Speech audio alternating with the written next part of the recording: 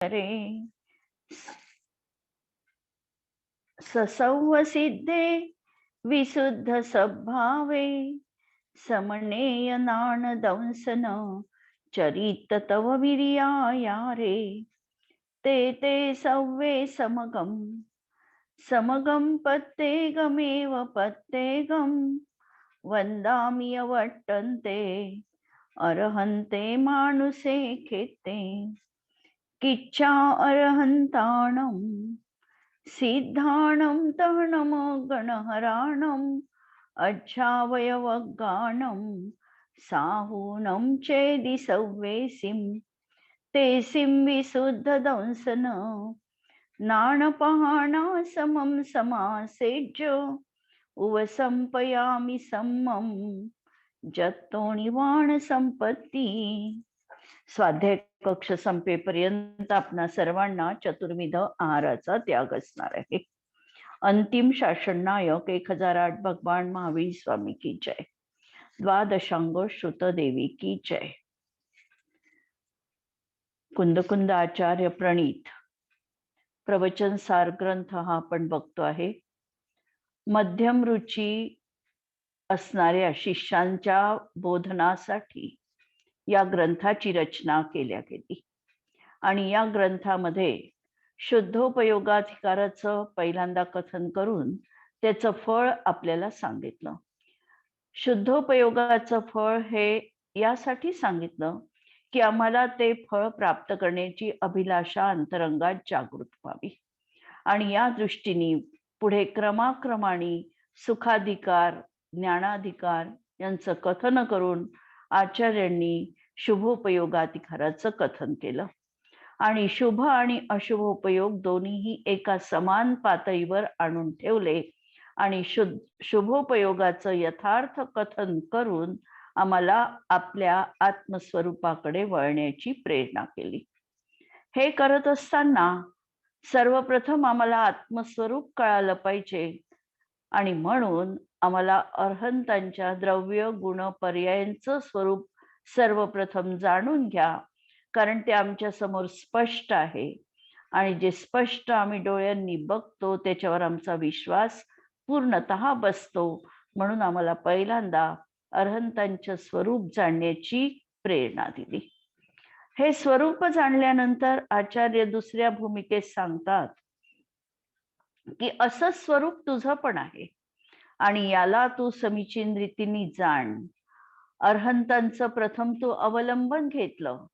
हे अवलंबन घेत घेत तू आत्मस्वभावापर्यंत पोहोच की जेणेकरून तुला स्वतःचं स्वरूप देखील पूर्णतः ज्ञात होईल. आणि हे जर तुला एकदा ज्ञात झालं की हा जो मिथ्यात्वाचा ग्रंथी आहे जीवनामधली ही नष्ट होणार आहे, दर्शन मोहाचा नाश होणार आणि अशा तऱ्हेने हा मोह सेनेवर विजय मिळविण्याचा मार्ग 80व्या गाथेमध्ये आचार्यांनी प्रतिपादन केला. नंतर आचार्य सांगतात नुसतं अनंतानुबंधी कशाय जाऊन उपयोग नाही. आत्मरमणता जास्त काळ हवी असेल आणि अनुभूतीच्या काळात जर तुला वृद्धी अपेक्षित असेल तर तुला तुझ्या अंतरंगामध्ये वारंवार डोकवणारे रागद्वेष त्याला देखील दूर करावं लागेल. आणि म्हणून चारित्र्य मोहाचा कसा आम्ही निपात करायचा जीवनात, चारित्र्य मोहनीय कसं दूर करायचं याचा उपाय 81व्या गाथेमध्ये आचार्य आपल्याला सांगणार आहे. आणि या कशायांना आचार्यांनी म्हटलं की हे प्रमाद आहे जीवनात, ठग आहे, चोर आहे आणि हे चोर तुझ्या सन्मुख आहे.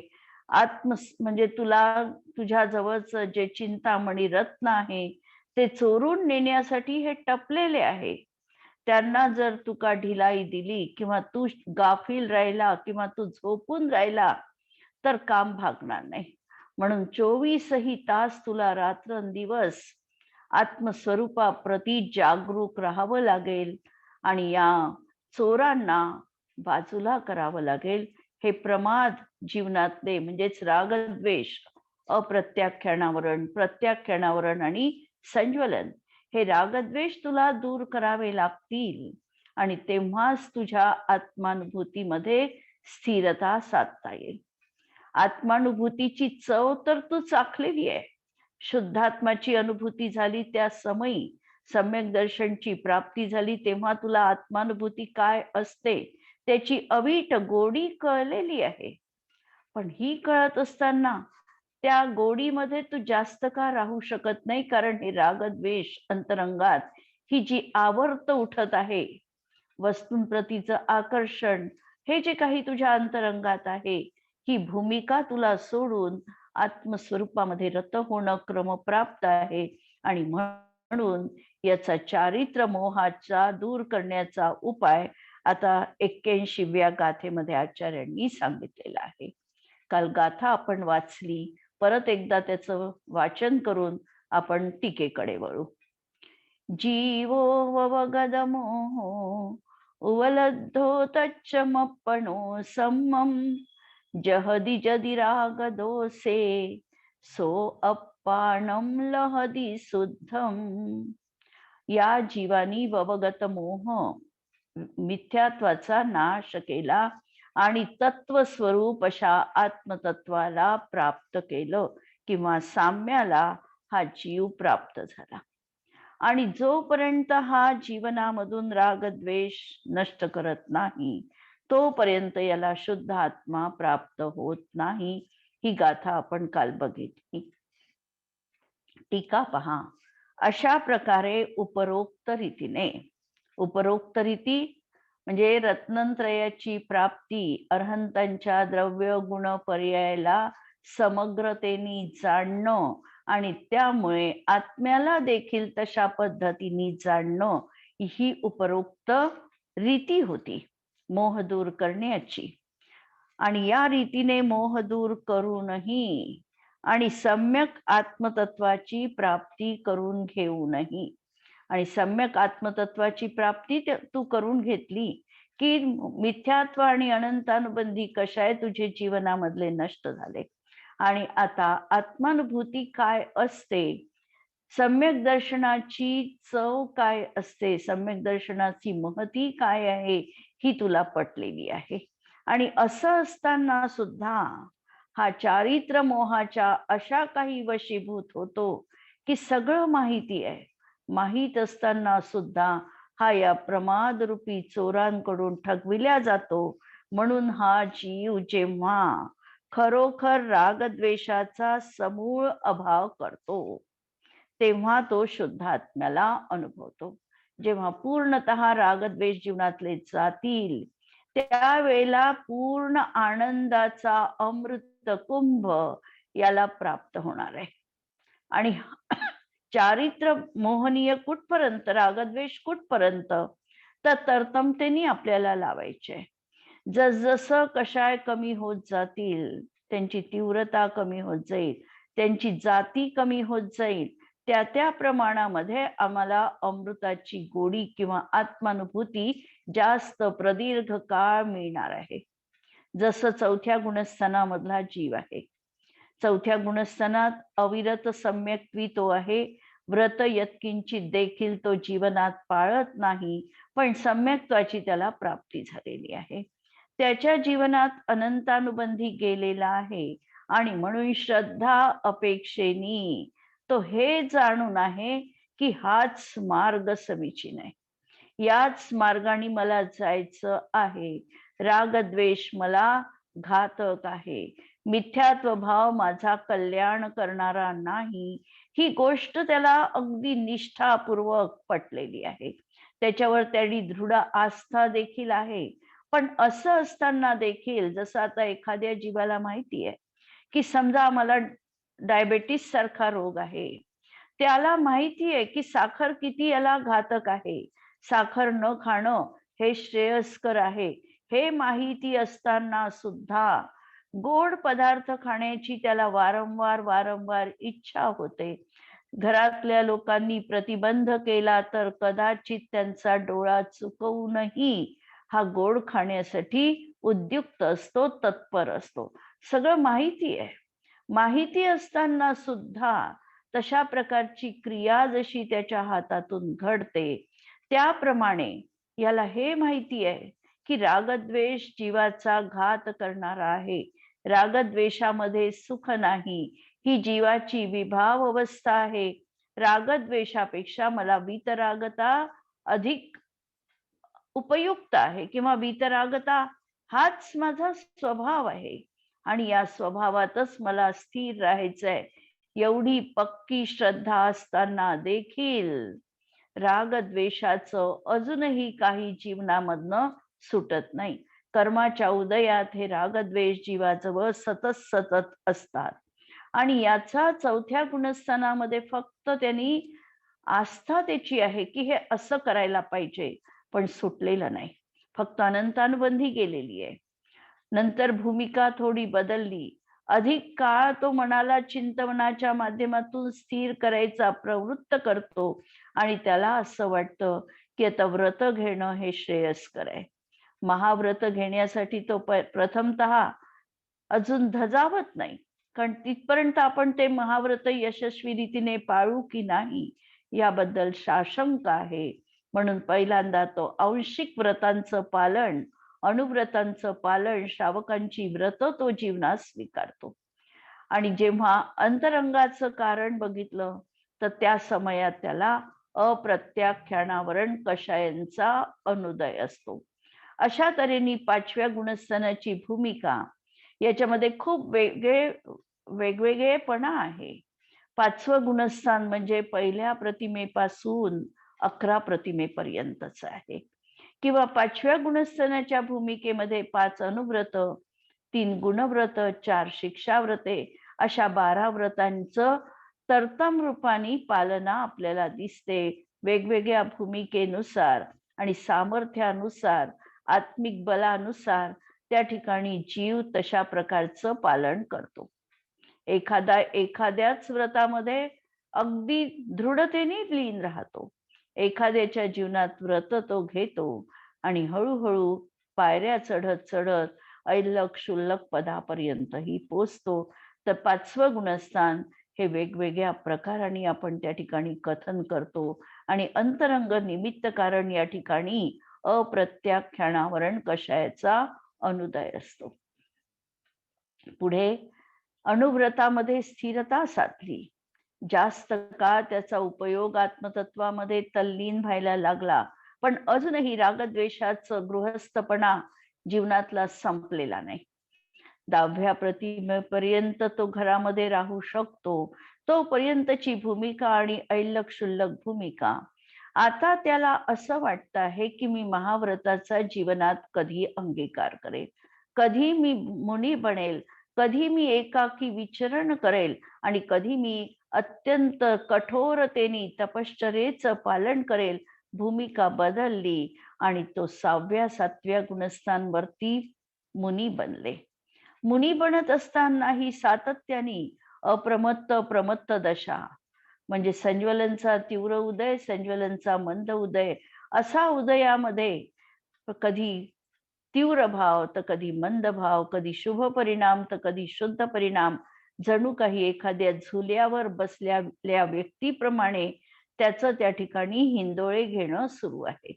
6वी गुणस्थानाची भूमिका 7व्या गुणस्थानाच्या भूमिकेत असा तो चढ उतार करतो आहे. इथेही रागद्वेषाचं संज्वलन, रागद्वेष त्याला सतावत आहेच, परंतु कधी बुद्धिपूर्वक आहे तर कधी अबुद्धिपूर्वक आहे. म्हणून अंतर्मुहूर्तापेक्षा इथेही तो आत्म आनंदामध्ये लीन राहू शकत नाही. शुभाच्या भूमिकेत तो अपरिहार्यपणे येतो, शुद्धाच्या भूमिकेत जातो. असा त्याचा त्या ठिकाणी 6व्या 7व्या गुणस्थानाचा कालावधी आहे. पुढे श्रेणी आरोहण करतो. श्रेणी आरोहण करत असतानाही संज्वलनचा उदय त्या ठिकाणी सुरूच आहे. पर्यायीमध्ये तशा प्रकारची परिणती सूक्ष्म रीतीने अबुद्धिपूर्वक होते आहे. बुद्धिपूर्वक मात्र आत्मतत्वामध्ये तो संलग्न झाला. अंतर्मुहूर्ताच्या कालावधीमध्ये तो श्रेणी पूर्णतः आरोहण करून यदा कदाचित 11व्या गुणस्थानाच्या भूमिकेत जेव्हा पोहोचला, तिथे रागद्वेष संपूर्ण नष्ट झालेले आहे, उपशमित झालेले आहे. आणि जर 12व्या क्षपक्षेणी आरोहण करणारा असेल तर 12व्या गुणस्थानामध्ये गेल्यानंतर पूर्णतः रागद्वेषाचा क्षय जीवनात केलेला आहे. अशा तऱ्हेने तिथे त्याला पूर्ण वितराग दशा, रागद्वेष विरहित दशा प्राप्त झालेली आहे आणि तिथे तो पूर्ण अनुभूती घेऊ शकतो. तिथपर्यंत तरतमतेनी ही भूमिका लावायची आहे. म्हणून रागद्वेषांचा समूळ नाश इथे समूळ घेतला, याचा अर्थ 11वं आणि 12वं गुणस्थान या ठिकाणी अभिप्रेत आहे. असा जो 11व्या गुणस्थानात किंवा 12व्या गुणस्थानामध्ये असलेला जो जीव आहे तो शुद्ध आत्म्याला अनुभवतो. त्याचा आता पर्याय देखील चारित्र्याची शुद्ध झालेली आहे. तो शुद्ध आत्मतत्वाला त्या ठिकाणी अनुभवतो. आणि जर ते रागद्वेष पुन्हा पुन्हा उत्पन्न होऊ लागले आणि जर समजा रागद्वेषाची भूमिका पूर्णतः नष्ट झाली नाही, परत परत रागद्वेष अंतरंगामध्ये उठत असतील तर प्रमादवश याचा अर्थ जीवनात प्रमाद असणं याचा अर्थ चांगल्या कार्याप्रती अनादर असणं. पण प्रमादाची भूमिका साधूंच्या जीवनातही आहे, पण साधूंच्या जीवनात त्यांचा प्रमाद आत्मस्वरूपात ते फार काळ लीन राहू शकत नाही, हा प्रमाद त्यांच्या जीवनात आहे. आणि आमच्या सामान्यांच्या दृष्टीत प्रमाद म्हणजे आळस, चांगले कार्यच न करणे, त्याच्यावर श्रद्धा नसणे, हा आमच्या जीवनातला प्रमाद आहे. मुनींच्या जीवनातला प्रमाद आहे त्यांना उपदेश देण्याचा भाव होणं, त्यांना आहाराचा विकल्प होणं, त्यांना तीर्थवंदनेचा विकल्प होणं, हा त्यांच्या जीवनातला प्रमाद म्हटल्या जातो.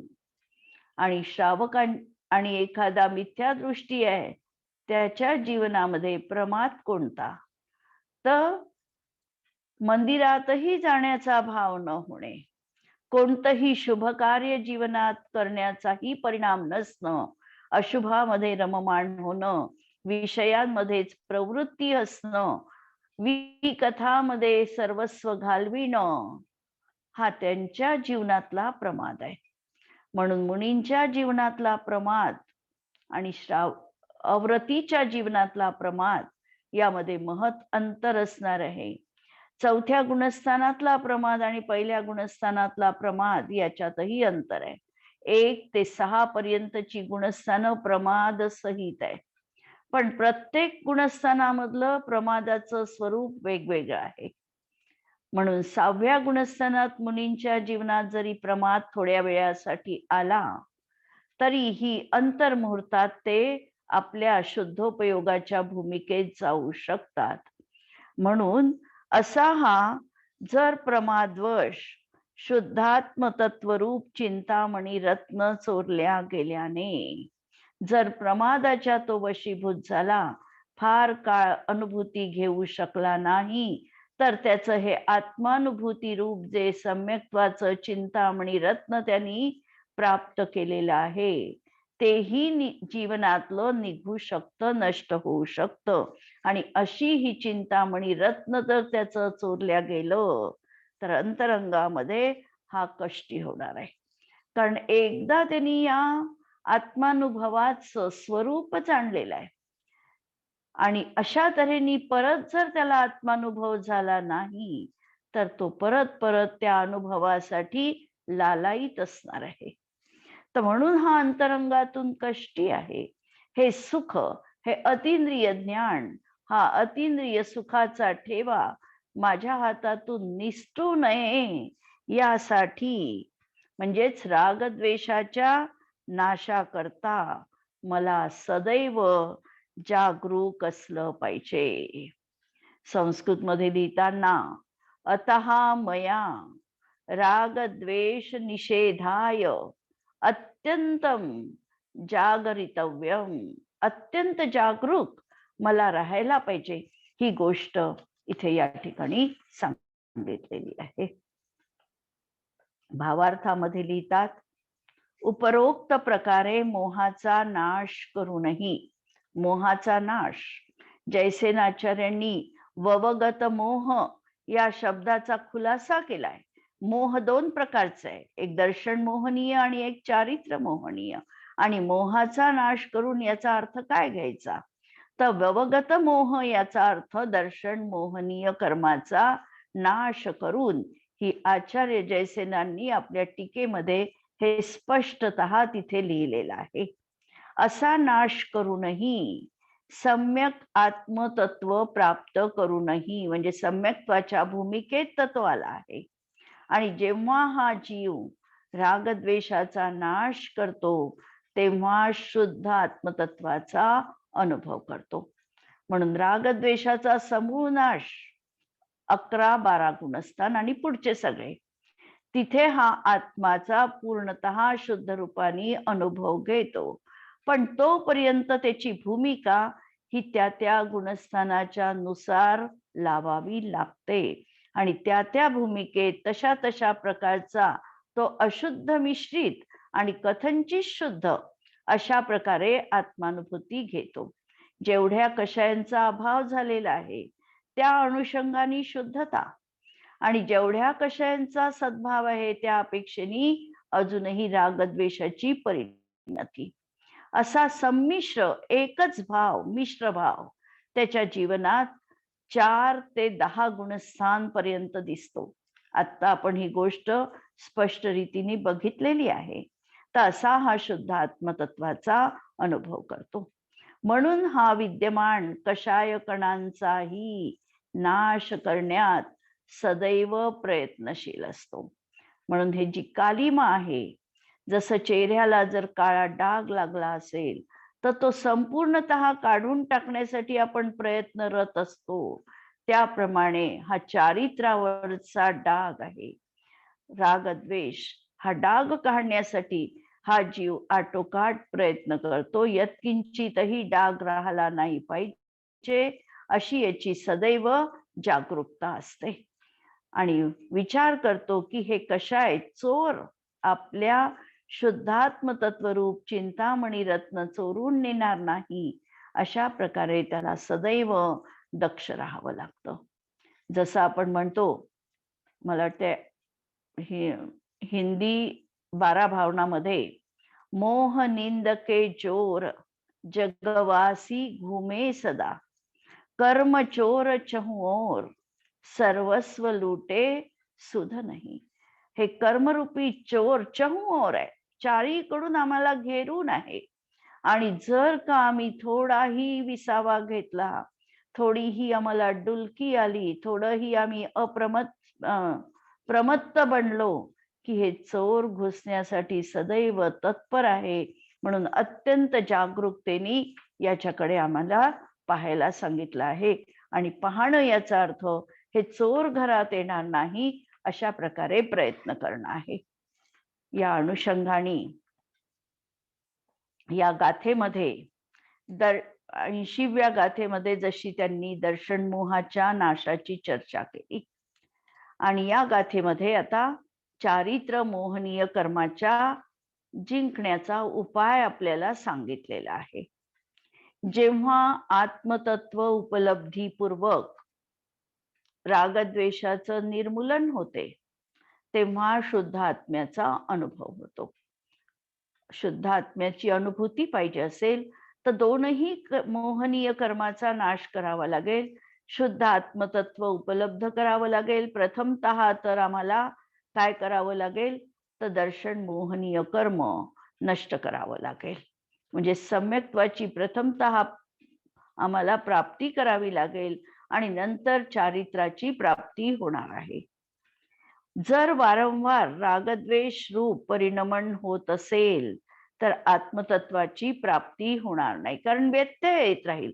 सातत्याने रागद्वेष डोकं वर काढत राहील आणि आमची जी अनुभूती आहे ही राहणार नाही. म्हणून आत्मतत्वाची प्राप्ती होणार नाही. म्हणून विवेकी व्यक्तीने या रागद्वेष रूप प्रमाद चोरांपासून सावधान राहायला पाहिजे. सम्यक्त्व प्राप्त करून सराग चारित्रपूर्वक, सम्यक्त्व प्राप्त करून सराग चारित्रपूर्वक. आता थोड्याशा वेगवेगळ्या शब्दांना मी मुद्दाम इंट्रोड्यूस तुमच्या पुढे करते आहे. कारण सराग चारित्र, चारित्राचे दोन भेद आहे, वितराग चारित्र आणि सराग चारित्र. वितराग चारित्र शुद्धोपयोगी जे श्रमण आहे त्यांच्या चारित्राला वितराग चारित्र म्हणजे 7व्या गुणस्थाना वरचे सगळे गुणस्थानांमध्ये वितराग चारित्र म्हटल्या जातं. सुरुवात आहे या अपेक्षेने.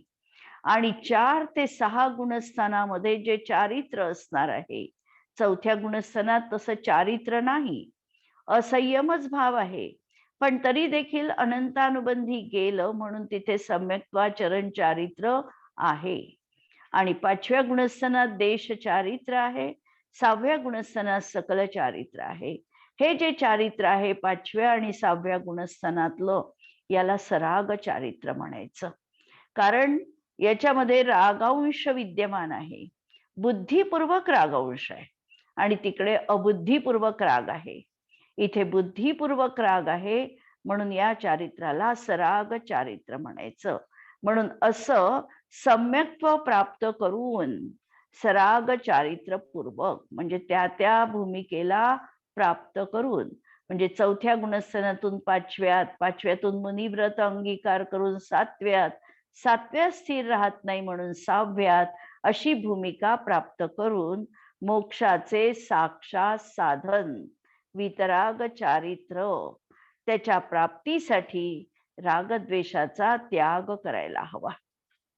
या गाथेमध्ये जयसेन आचार्यांनी एक त्या ठिकाणी शंका आणि उत्तर उपस्थित केलेलं आहे. ते म्हणतात की 18व्या गाथेमध्ये म्हटलं, 78वी गाथा, की शुद्धोपयोगी जीव दैहिक दुःखाचा नाश करतो. आणि या गाथेत असं म्हणतात की जो ज्ञानी रागद्वेष सोडतो तो शुद्धात्म्याला प्राप्त होतो. दोनही गाथांच्या अनुषंगाने मोक्षाची सिद्धी केली गेली आहे. मग फरक काय आहे?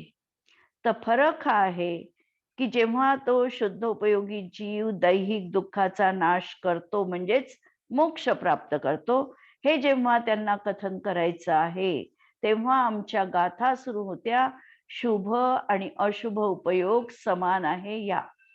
आणि म्हणून पहिल्या कथनात आमच्या ज्या मान्यता होत्या शुभोपयोग चांगला, अशुभोपयोग वाईट, ही जी मूढता आमच्या जीवनात होती याला त्यांनी नष्ट करण्याचं कार्य केलं. म्हणून त्या ठिकाणी शुभाशुभ परिणामांसंबंधी आमची जी मूढता होती ती नष्ट केली आणि सांगितलं की शुभ परिणाम देखील मोक्षाला कारणीभूत नाही, दोन्ही समान आहे. आणि आता या गाथेमध्ये आप्त आणि आगम, आप्त आणि आत्मा यांच्या स्वरूपाबद्दलची मूढता नष्ट केलेली आहे. आप्त आणि आत्मा, आप्तांचं स्वरूप सांगितलं की आत्मा, आप्त कसे आहे, आप्त म्हणजे खरे देव अरहंत भगवान, हे कसे आहे? तर अरहंत भगवान म्हणजे द्रव्य गुण पर्याय रूपाने पूर्ण शुद्ध आहेत. आणि असं आप्त स्वरूप जाणून त्या स्वरूपात आत्म्याची म्हणजे स्वशुद्धात्म्याची स्थापना करणं, म्हणजे आमचा आत्मा देखील शुद्धतेला प्राप्त होईल असा प्रयत्न करणं. आणि या दृष्टीने यांच्यामध्ये जर आमच्या काही विपरीत मान्यता असतील तर या विपरीत मान्यता दूर करायच्या या गाथेमध्ये सांगितलेले आहे.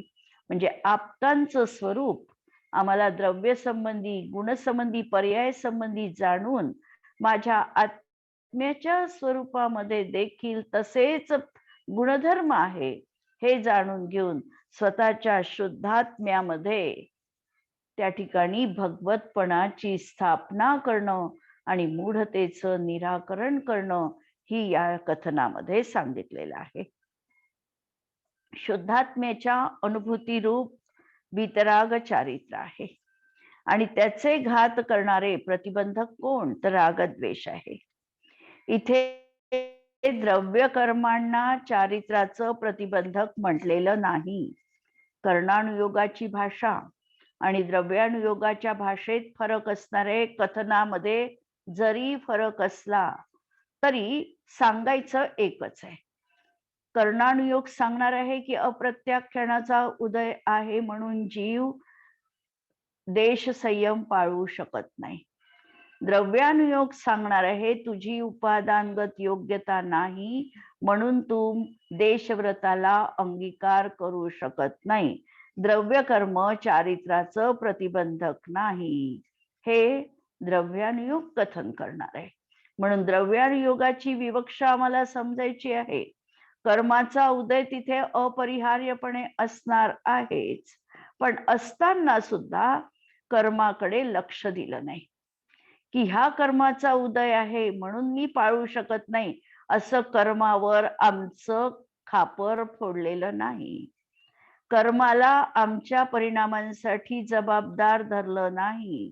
द्रव्यानुयोग एकट्याकडे बघणार आहे आणि मी चारित्राचा अंगीकार करू शकलो नाही याचं कारण माझं आत्मिक सामर्थ्य कमी आहे.